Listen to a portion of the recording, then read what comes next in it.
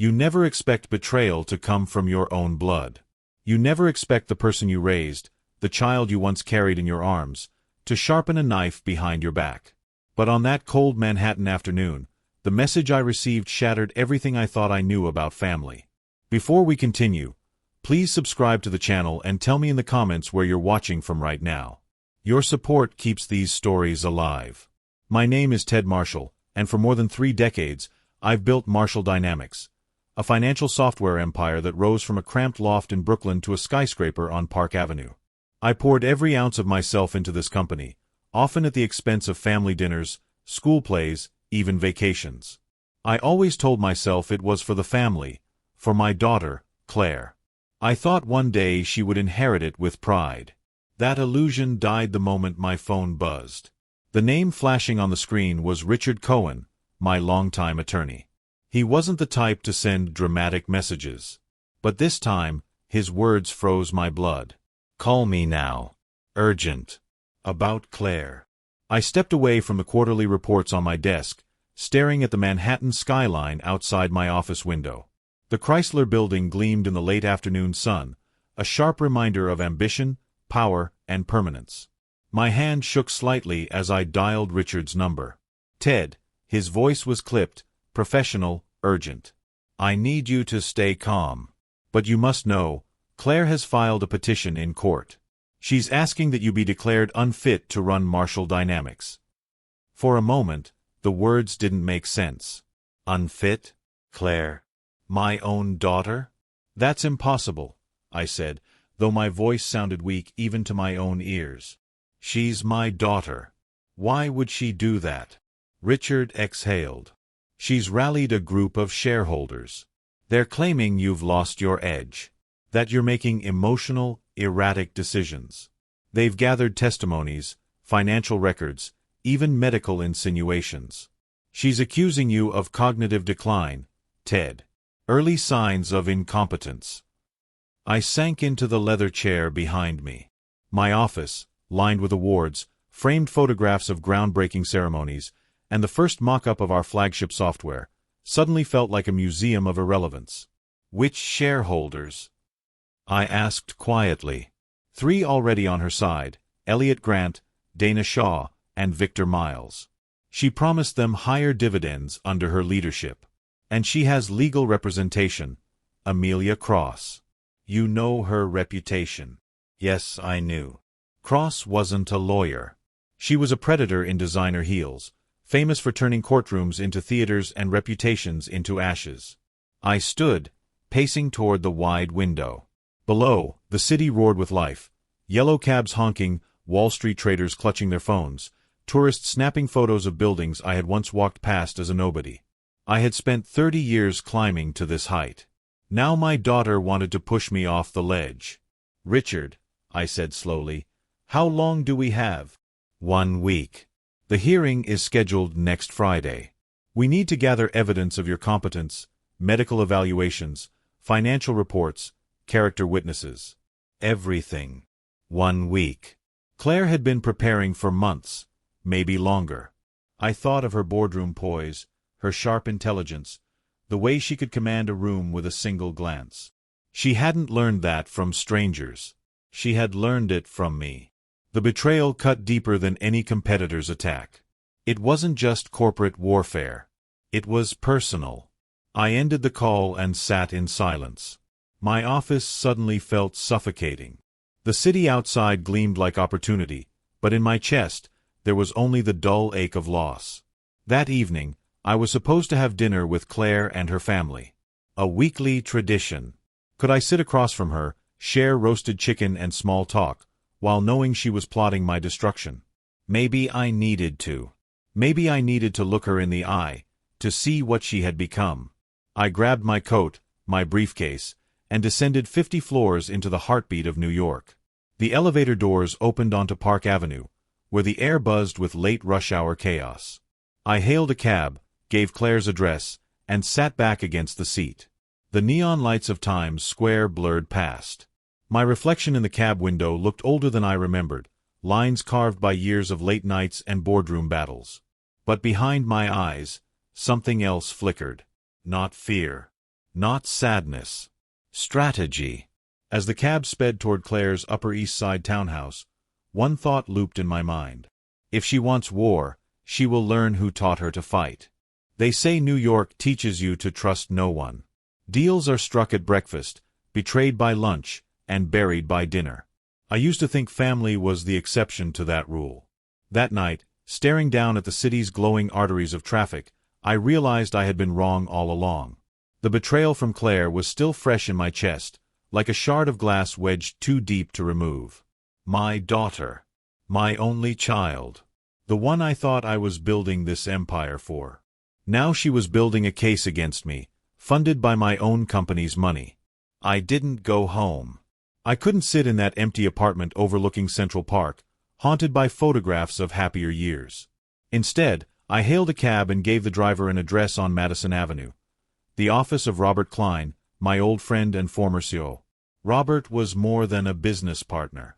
He was the man who had been with me from day one, when Marshall Dynamics was nothing but a borrowed office in a Brooklyn loft, and our server room was an old closet humming with second-hand machines. Robert had seen every battle, every triumph, every sleepless night. If anyone could help me navigate this, it was him. When I stepped into his office, the city lights spilled across the glass walls, reflecting off polished wood and steel. He looked up from a spread of documents, his silver hair catching the glow of the desk lamp. "Jesus, Ted," he said, slipping off his glasses. "You look like hell." "I've just come back from it," I muttered, lowering myself into the chair across from him. He leaned back, waiting. He knew me well enough not to press. I told him everything: the lawyer's call, Claire's petition, the shareholders she'd convinced, the looming hearing in just 1 week. As I spoke, Robert's expression shifted from disbelief to anger, and finally to something colder: calculation. "She's clever," he said at last, steepling his fingers. "Clever enough to think she can win. But clever isn't the same as wise." "Robert," I said, my voice heavier than I intended, "my own daughter wants me declared incompetent. Do you understand? She's not just trying to lead the company. She's trying to erase me." He didn't flinch. "Then we don't give her the chance." I frowned. "You've heard things, haven't you?"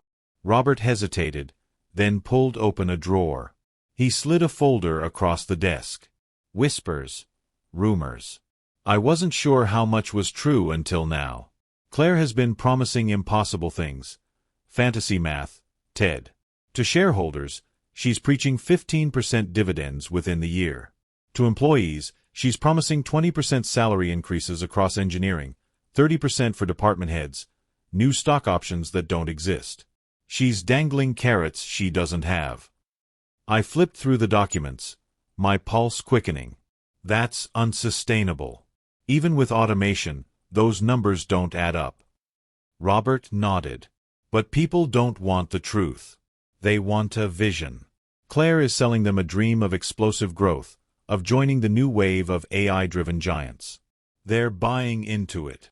I stood and walked toward the massive window, staring down at the streets below. The city pulsed with ambition. Crowds moved like streams of data, neon lights buzzed, taxis screeched, and digital billboards promised fortunes to anyone daring enough to leap. I had once been that daring.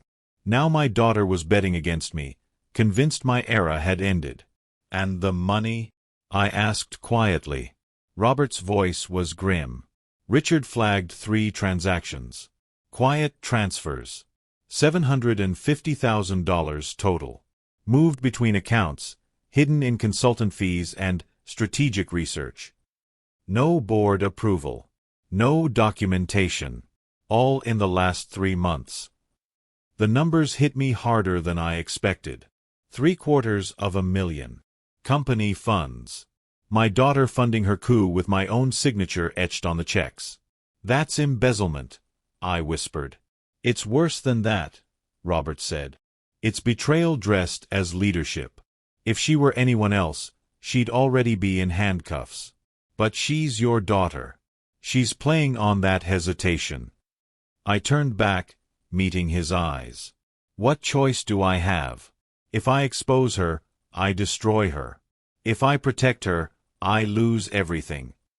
Robert didn't answer. He didn't need to. We both knew there was only one path forward. "Get me everything," I said finally, my voice low, steady.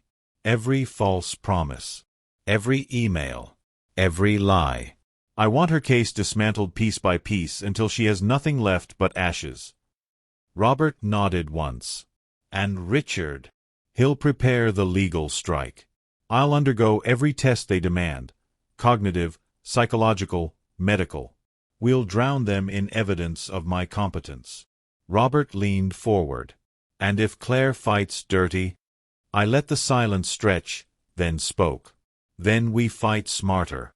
When I left his office, the city was alive with midnight energy. Wall Street brokers spilled out of bars, their ties loosened and their voices loud. Food trucks steamed on corners. Screens flashed stock tickers in Times Square, red and green pulses of fortune and ruin. The smell of roasted chestnuts mingled with exhaust fumes. New York wasn't just a city. It was a battlefield. And tonight, I wasn't just a father betrayed. I was a general planning his counterattack. Back in my apartment, overlooking Central Park skeletal trees, I poured a glass of scotch and spread Robert's folder across the dining table. Account transfers. Promises. Names of shareholders. It was all there. Evidence. Ammunition.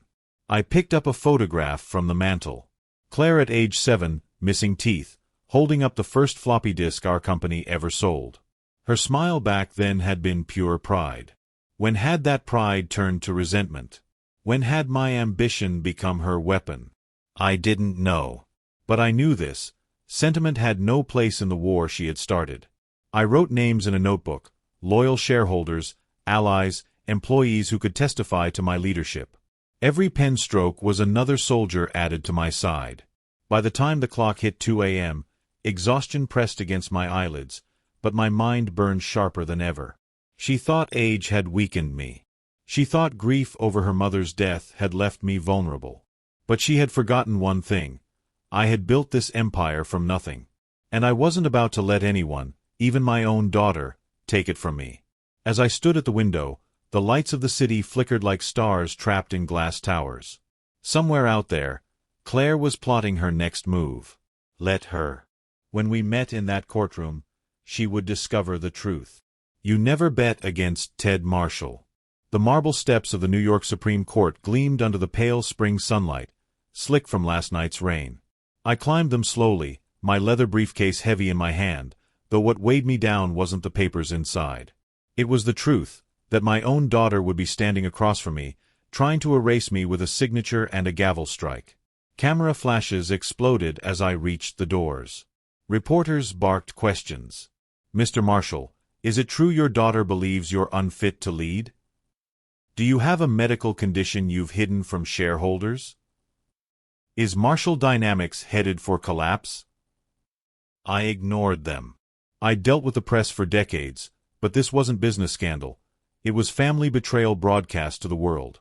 Inside, the courthouse buzzed like a beehive. Shareholders filled the gallery, their eyes sharp, calculating. Journalists lined the back benches, notebooks ready. Curious attorneys whispered among themselves.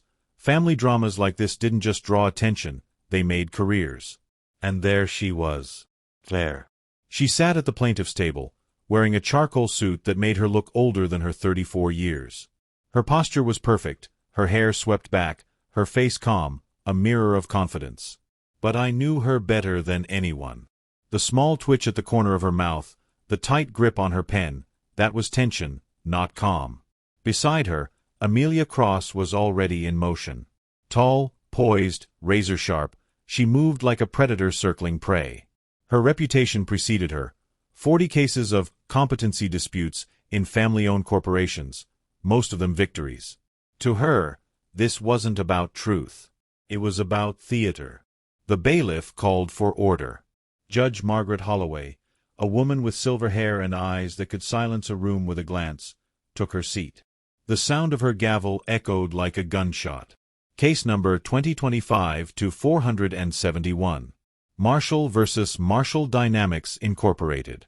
The matter of corporate guardianship and competency of CEO Theodore Marshall.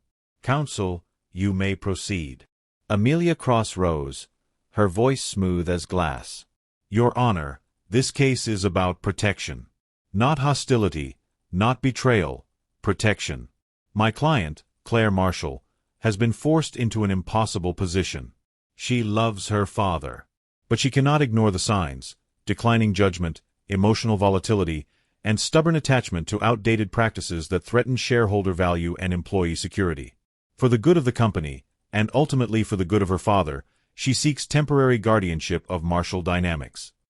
She moved gracefully across the courtroom, projecting financial charts on the screen. Growth curves dipped, comparisons with competitors glowed in red. While rival firms embrace artificial intelligence, automation, and global expansion, Marshall Dynamics lags behind. Why? Because its current leader resists change. Mr. Marshall confuses sentiment with strategy. He makes decisions not with numbers, but with nostalgia. And the company suffers for it. Her words cut like polished steel. She pointed to highlighted transcripts.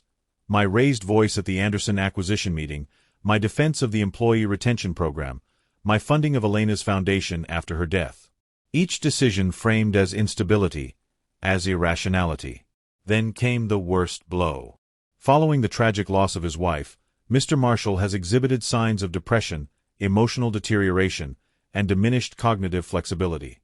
Medical experts are prepared to testify that these are consistent with early-stage decline. My client seeks to preserve her father's legacy, not destroy it. But to do so, she must act before the company collapses under his misguided leadership. She turned to Claire. Ms. Marshall, please take the stand. I gripped the table as my daughter was sworn in. Seeing her under oath, speaking against me, felt like watching a stranger wear her face. Claire, Amelia began gently, can you describe your father's recent behavior? Claire's voice was steady, rehearsed. My father is guided by emotions, not logic. He resists modernization, dismisses new strategies, and becomes agitated when challenged. For example, when I suggested reallocating funds from my mother's foundation to more profitable ventures, he became defensive and irrational. Each word was another knife. Elena's memory reduced to a budget line. My passion painted as madness. And what about company culture? Amelia asked. He refuses to adapt. He insists loyalty and tradition matter more than profits. Meanwhile, competitors are doubling margins while we stagnate. I fear for the company, for our employees, for our future. Claire's eyes met mine for a fraction of a second. There was no warmth, no hesitation, only cold resolve. Richard rose for cross-examination. His voice was calm, precise, cutting. Ms. Marshall, last quarter's profit margin under your father's leadership was what? Claire blinked.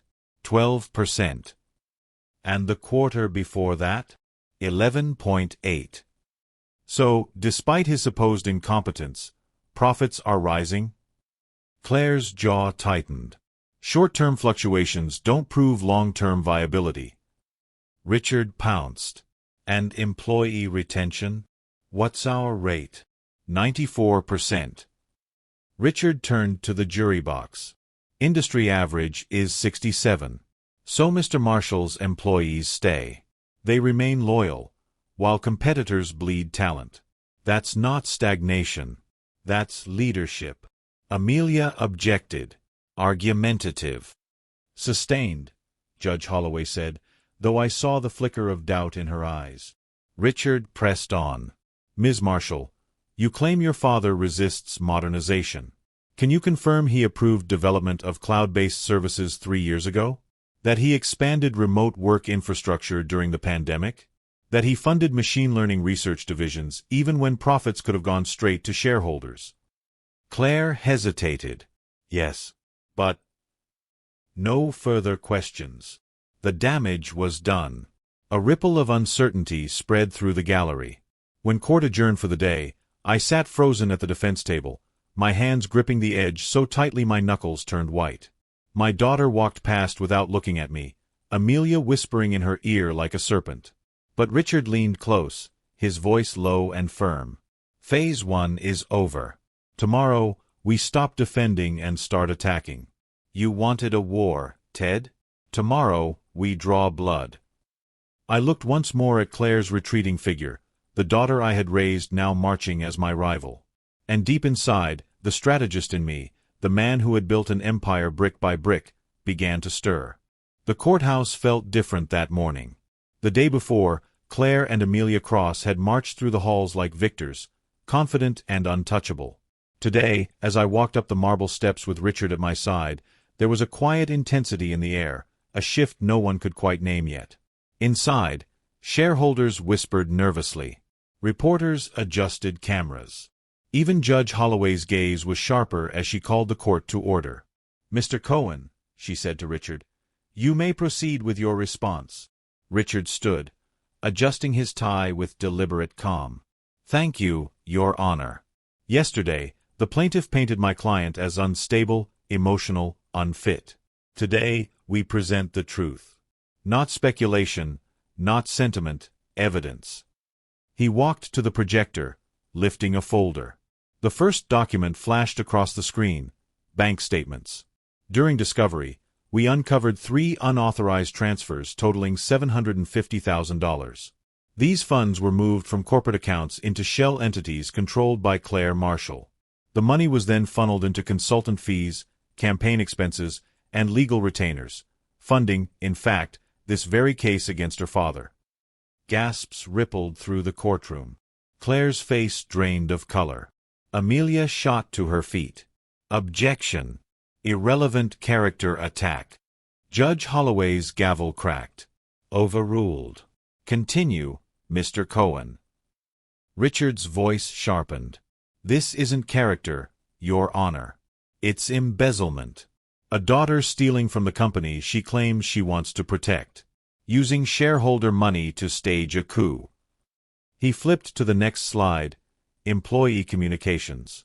Promises of 20% salary raises for engineers, 30% increases for department heads, stock options not approved by the board. These promises, Richard continued, were used to rally employees and manipulate loyalty. But the math doesn't work.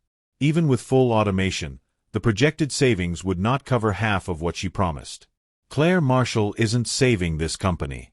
She's defrauding it. Amelia tried to recover, her voice sharp. "Speculation. Aspirational planning isn't fraud." Richard cut her off, slamming a second folder onto the evidence table. "Then let's talk about coaching testimony. Your Honor, we obtained building security recordings. They show Amelia Cross instructing her client on exactly what to say on the stand. Which phrases to use. Which emotional cues to hit. That is witness tampering." The room erupted. Judge Holloway's expression darkened like a storm front. "I want those recordings reviewed immediately.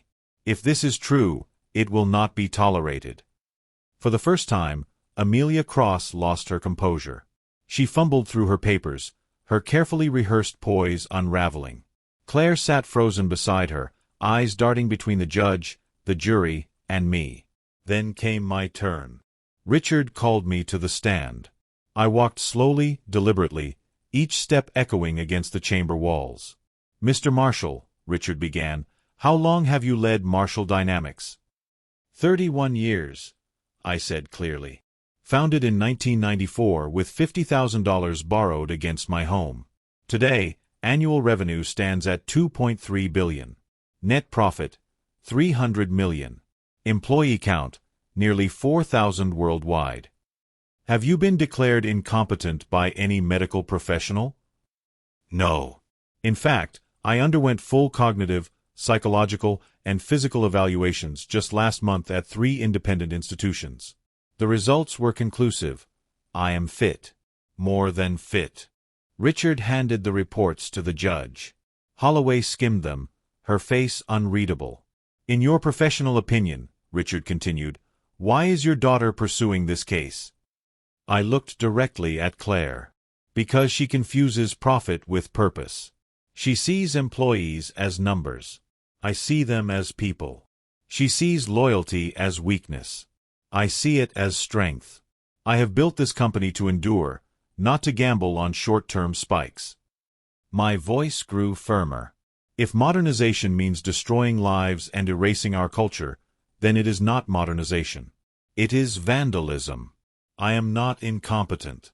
I am consistent. And sometimes consistency is exactly what saves a company from collapse. The silence that followed was heavy, almost reverent. Amelia rose for cross-examination, but her strikes lacked the sharpness of the day before. Mr. Marshall, isn't it true you resisted implementing AI systems in your customer service division? I resisted firing 200 employees who had given us decades of service, I replied evenly. Instead, I implemented a hybrid system, AI for efficiency, humans for loyalty. Customer satisfaction went up 12%. Profits followed. She shifted. You funded your late wife's foundation instead of pursuing mergers that would have boosted revenue. Yes, I said. And in return, our brand reputation increased, our retention rate improved, and partnerships expanded. Profit without values is theft. This company is not a casino. It's a legacy. Even Judge Holloway leaned forward slightly, listening. When I stepped down from the stand, I could feel the shift in the room. The shareholders were murmuring now, not about my decline, but about Claire's recklessness. The tide had turned. As court adjourned, Richard leaned close, his eyes gleaming. We drew blood today. Tomorrow, we finish this. Across the room, Claire wouldn't meet my eyes. Her pen tapped nervously against the table, her mask cracking. Amelia whispered frantically, but her client was no longer listening. For the first time since this war began, I saw something in my daughter's expression that wasn't ambition. It was fear. The courthouse loomed over me like a stone fortress, its columns catching the gray morning light. I had walked into battlefields before, negotiation tables, boardroom wars, hostile takeovers, but never had my steps felt so heavy. Today was not just business. Today the court would decide if I was still worthy of the empire I had built, or if my own daughter would bury me alive inside it. The lobby was a storm of tension. Reporters packed against the barriers, their cameras snapping, their voices a chorus of questions. Shareholders filed through security, whispering predictions like gamblers at a racetrack. Even the marble floor seemed to echo louder beneath my shoes. Inside the courtroom, Claire sat stiffly at the plaintiff's table, her suit immaculate, her hands folded tightly in front of her. But her eyes betrayed her. Yesterday's fear still lingered there, thin cracks in the mask of confidence she had worn so well. Amelia Cross leaned toward her, whispering furiously, but even Amelia looked less certain than before. The predator had tasted her own blood. Judge Holloway entered, her gavel striking like thunder. We reconvened for final arguments in Marshall versus Marshall dynamics. Amelia rose first, her voice sharp, her gestures controlled, but the edge of desperation bled through. Your Honor, while the defense has attempted to distract with irrelevant accusations, the central issue remains. Theodore Marshall resists change. He is incapable of leading a modern corporation. Profits mean little if innovation is strangled. Shareholders deserve leadership that embraces the future, not clings to the past. For the sake of the company, for the sake of its employees, we urge the court to place temporary guardianship under Claire Marshall. Her words fell flat, echoing against the silence of the room.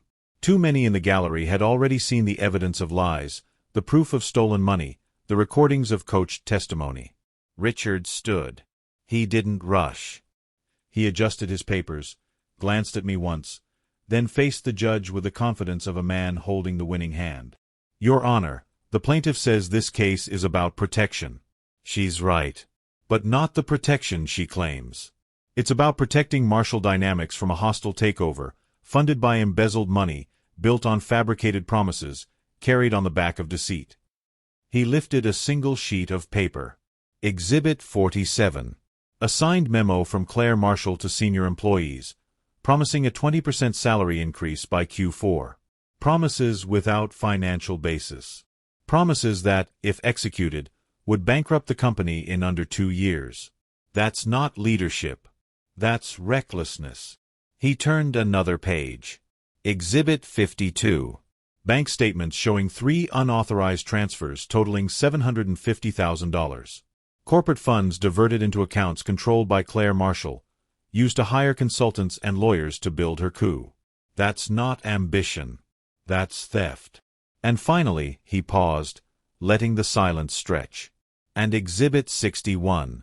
Security recordings. Amelia Cross, coaching her client on testimony. Phrases, tone, emotional cues. Witness tampering. Your Honor, this courtroom was turned into theater.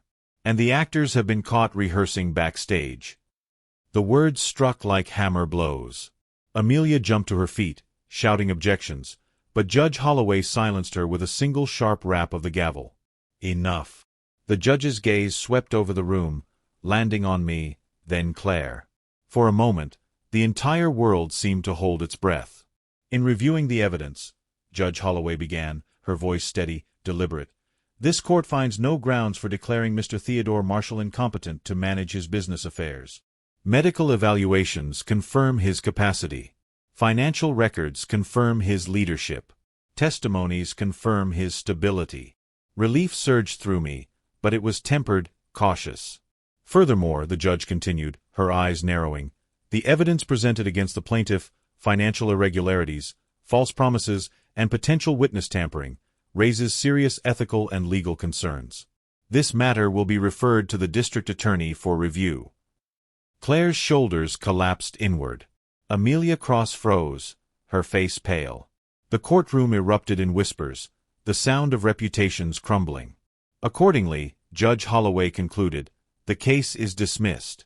Mr. Marshall retains full control of Marshall Dynamics. The gavel struck.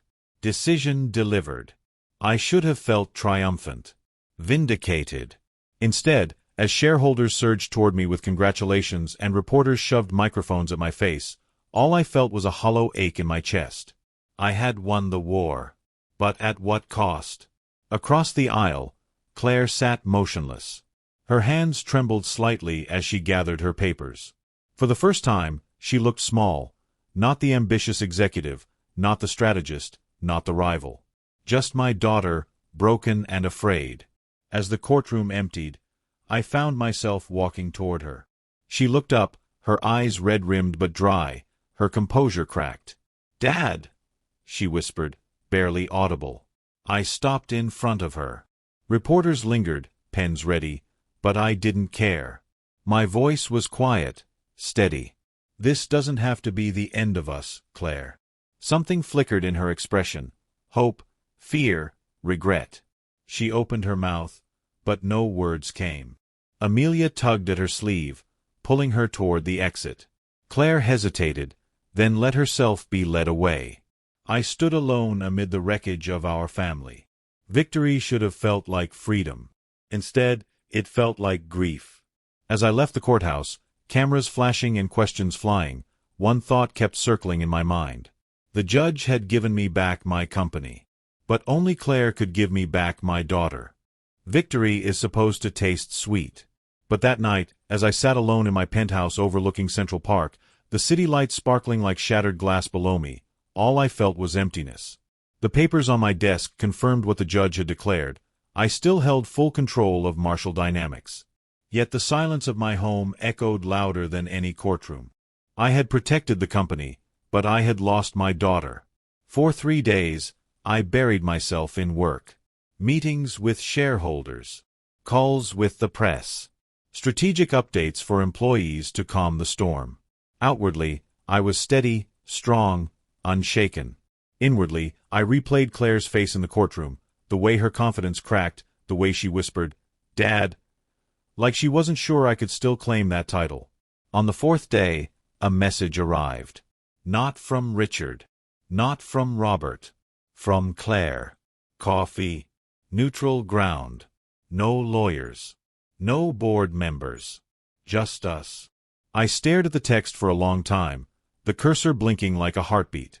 Finally, I typed back, "Yes." We met in a quiet cafe near Bryant Park. No suits, no armor. Just 2 people who had forgotten how to talk to each other. She wore jeans and a simple sweater. For the first time in months, She looked less like an executive and more like my daughter. She didn't waste time. I never felt like I was enough for you. The words landed heavier than any courtroom accusation. Claire. No, let me finish, she said, her hands wrapped tightly around her coffee cup. Every achievement, every success, I wanted to make you proud. But you were always too busy. Too distracted. Too focused on the next deal, the next launch, the next number. I thought if I proved I could beat you at your own game, maybe then you'd finally see me. I felt the weight of 30 years pressed down on my chest. Missed school plays. Vacations cut short. Birthdays overshadowed by deadlines. I had told myself it was for her. For the family. For the future. But in the process, I had made her feel invisible. I was proud of you, I said quietly. Always.